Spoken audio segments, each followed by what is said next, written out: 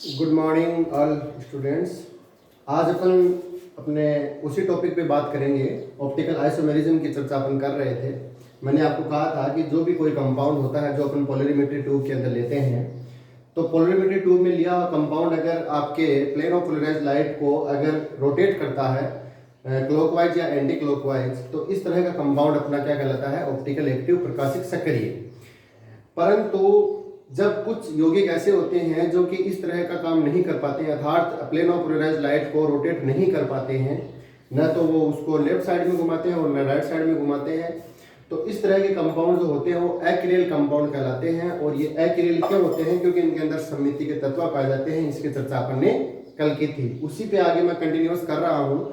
क्रियलता में अपन देखते हैं कि ऑप्टिकल एक्टिव जो कंपाउंड होते हैं तो उसमें अपन दो चीजें लेते हैं। ये लेते हैं कि प्रत्येक किरल कार्बन पर अगर अलग अलग परमाणु उपस्थित हो, जैसे यहाँ पे अपने पास दो स्टीरियो सेंटर हैं, ये जो आपका एग्जांपल है 2,3-डाइब्रोमोब्यूटेनोइक एसिड, 2,3-डाइब्रोमोब्यूटेनोइक एसिड। यहाँ पे मैंने इनकी 4 संरचनाएं बनाई हैं। चारों संरचनाओं को ध्यान से देखो। प्रत्येक संरचना में दो दो स्टीरियो सेंटर हैं। ऐसे कह दूं कि दो दो किरल के अंदर है, ये भी आपकी बात सही है। तो यहाँ के कंपाउंड फर्स्ट और सेकंड को देखिए, दोनों कंपाउंड एक दूसरे के मिरर इमेज हैं, दर्पण प्रतिबिंब है, और ये दोनों कंपाउंड एक दूसरे के ऊपर सुपर इंपोजिबल भी नहीं हो रहे हैं। तो इस तरह की स्थिति में मैंने आपको कल बताया था कि ये जो कंपाउंड होंगे ये प्रकाशिक सक्रिय होंगे और साथ साथ आपके क्या होंगे, इनेंशियोमर। क्या होंगे? इनेंशियोमर्स। इसको अपन जो है दर्पण प्रतिबिंब समावयवी कहते हैं। इसी प्रकार संरचना 3 और संरचना 4 को देखिए, दोनों कंपाउंड जो है एक दूसरे के मिरर इमेज है, दर्पण प्रतिबिंब है, तथा ये भी एक दूसरे के ऊपर सुपर इंपोजिबल नहीं हो रहे हैं। तो इस कारण ये जो दोनों कंपाउंड हैं ये भी दोनों ही ऑप्टिकल एक्टिव होंगे, प्रकाशिक सक्रिय होंगे, और दोनों ही क्या होंगे, इनेंशियोमर। क्या होंगे? इनेंशियोमर्स। तो इस तरह से अपने पास कंपाउंड चारों जो है वो प्रकाशिक सक्रिय हैं। जब भी अपने को इस तरह के कंपाउंडों के अंदर प्रकाशिक सक्रिय यौगिकों की संख्या निकालनी होती है तो अपना सूत्र होता है 2 की पावर n। क्या? 2 की पावर n। और n का मान यहाँ पे होता है कि नंबर ऑफ कायरल कार्बन, की किरल कार्बन की संख्या कितनी है। तो यहाँ पे किरल कार्बन की संख्या कितनी है? 2। तो n का मान 2, तो 2 की पावर 2 इज इक्वल टू 4। यानी अपने 4 कंपाउंड जो है चारों, ये जो है इसके 4 यौगिक बनेंगे प्रकाशिक सक्रियता वाले, जो आपके सामने प्रदर्शित किए गए हैं। ये चीज आपको पहले ही मैंने कल बता दी थी कि मान लो अगर ये प्लस डी होगा तो ये माइनस एल होगा, और ये अगर माइनस एल होगा तो ये प्लस डी होगा।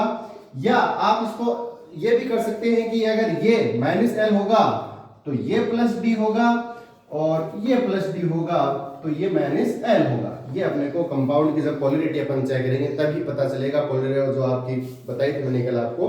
तो इस तरह से अपने ये जो दोनों कंपाउंड का मिक्सचर है ये आपके इनेंशियोमर्स कहलाते हैं, दर्पण प्रतिबिंब समावयवी कहलाते हैं। साथ साथ में यहाँ पे अपने को ये भी देखने को एक मिलेगा यहाँ पे कि देखो, यहाँ से देखो, इस दोनों कंपाउंड जो है वो विपरीत दिशा में है।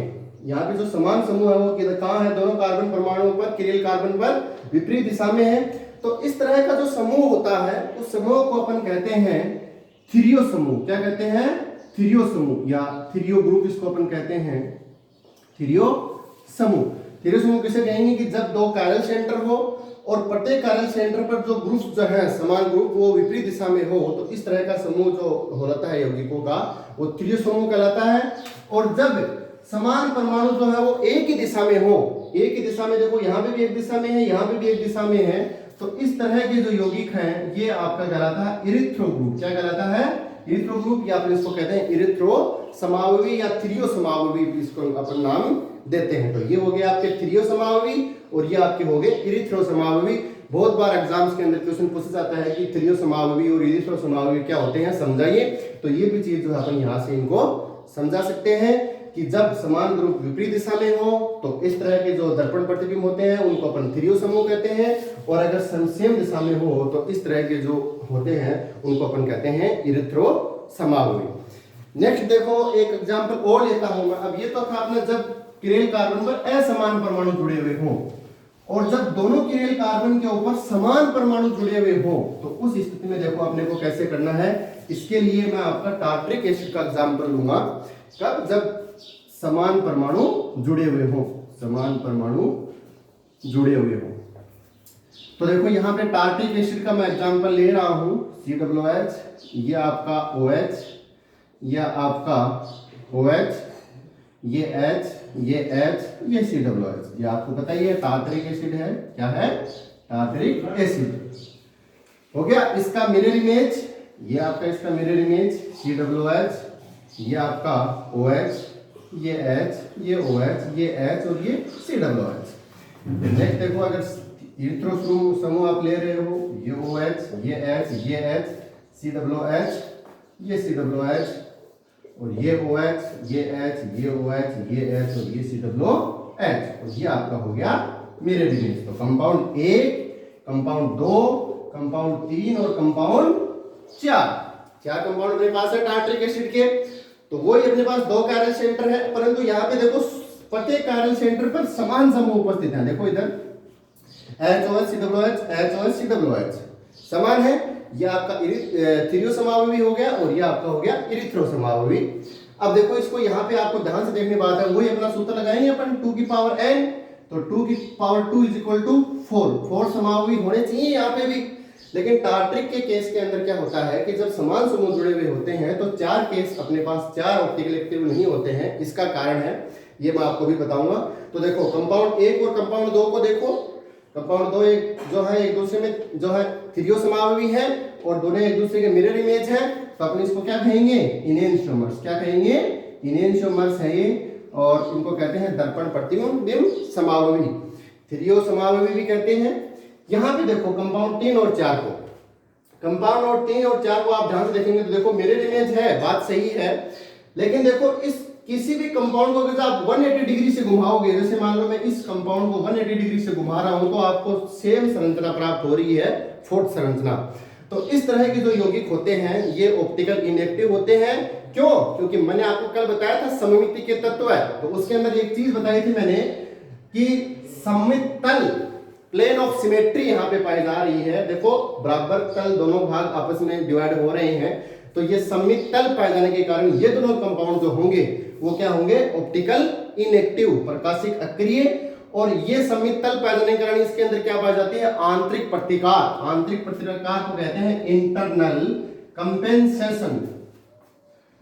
कंपेंसेशन, इंटरनल कंपेंसेशन होता है जिसको अपन कहते हैं आंतरिक प्रतिकार। और इस आंतरिक प्रतिकार के कारण ये जो कंपाउंड है अपना, ये टार्टरिक एसिड जो इरिथ्रो समावयवी है, ये दोनों ही आपके ऑप्टिकल इनएक्टिव होते हैं, प्रकाशिक अक्रिय होते हैं। क्यों होते हैं? क्योंकि एक मान लो अगर आपके प्रकाश के प्लेन ऑफ पोलराइज्ड लाइट को अगर आपकी दक्षिणावर्त दिशा में क्लॉकवाइज डायरेक्शन में घुमा रहा है, तो दूसरा कंपाउंड आपको उसको एंटी क्लॉकवाइज घुमाएगा। इसी तरह से यहाँ पे भी स्थिति होगी, ये अगर आपका जो है क्लॉकवाइज घुमा रहा है, तो ये आपका उसको प्लेन ऑफ पोलराइज्ड लाइट को किधर घुमाएगा? Anti clockwise. तो इस तरह का एक ही मॉलिक्यूल के अंदर है ये दोनों, तो इसलिए अपने को इसको कहते हैं इंटरनल, आंतरिक प्रतिकार। क्या कहते हैं? आंतरिक प्रतिकार। और आंतरिक प्रतिकार के कारण इरिथ्रो समावयवी जो है टार्टरिक एसिड के, वो ऑप्टिकल इनएक्टिव होते हैं। इसीलिए अपन इनको कहते हैं मेसोटार्टरिक एसिड। क्या कहते हैं? मेसोटार्टरिक एसिड। ये आपके हो गए मेसोटार्टरिक एसिड। तो अपने को जहां पे जो थिरियो समावयवी है सिर्फ यहाँ पे ये ही अपने को क्या प्राप्त होते हैं? ऑप्टिकल एक्टिव, जबकि ये क्या होते हैं? Optical inactive. ये थी आपकी किरेलता में दोनों दो सेंटर के ऊपर कैसे अपन जो है प्रकाशिक समावयवता प्रदर्शित करते हैं। नेक्स्ट जो है अपन बात करेंगे इसके अंदर रेसमिक मिक्सर। किसकी? रेसमिक मिक्सर की। रेसमिक मिश्रण क्या होता है? देखो रेसमिक मिश्रण,